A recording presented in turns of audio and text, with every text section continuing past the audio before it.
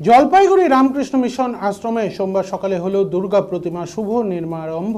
নির্মিতক পূজা অর্থাৎ কাঠামো পূজা ঠাকুরের মন্দির নিয়ম নিষ্ঠার মধ্যে দিয়ে হয়। মূলত শ্রীকৃষ্ণের জন্মতিথি জন্মাষ্টমীর পুণ্যতিথিতে দুর্গাপুজোর কাঠামো পুজো হয়।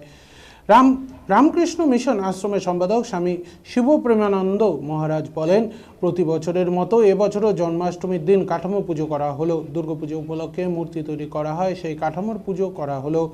এবছর প্যান্ডেল করে মাঠে বিগত বছরের মতো দুর্গাপুজো অনুষ্ঠিত হবে। পাশাপাশি এবছর কুমুরি পুজোর আয়োজন করা হয়েছে। এবছর আশ্রমে দুর্গাপুজো 9 অক্টোবর থেকে 13 অক্টোবর পর্যন্ত হবে। তিনি কি জানাচ্ছেন শুনে নেব।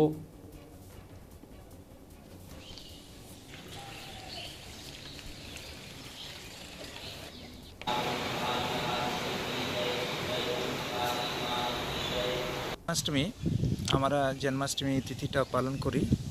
ঠিক ওই দিনে প্রত্যেক বছর যেরকম করা হয় কাঠামো পূজা করা হয়। দুর্গা পূজার উপলক্ষে যে মূর্তি তৈরি করা হয় আজকে ওর কাঠামোর পূজা হয়।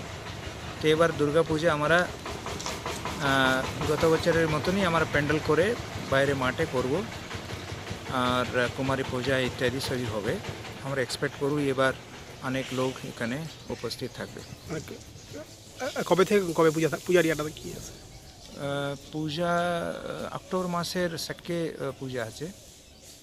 এখন অক্টোবর মাসের 9 তারিখ থেকে 13 তারিখ পূজা হবে। পঞ্চমী থেকে আমাদের দশমী হবে। কুমারী পূজা সব কিছু যেরকম হয় আমাদের এবারও গ্র্যান্ড আমরা করব। আজকে কি হলো? আজকে কি পূজা হলো? আজকে যে জন্মাষ্টমী পূজার উপলক্ষে পূজা, শ্রীকৃষ্ণের পূজা, কাঠামো পূজা, কালী মায়ের কাঠামো পূজা, এসবগুলি দুর্গা মা, কালী পূজা, কালী মায়ের কাঠামো পূজা হয়ে গেছে। জন্মাষ্টমী আমরা জন্মাষ্টমী তিথিটা পালন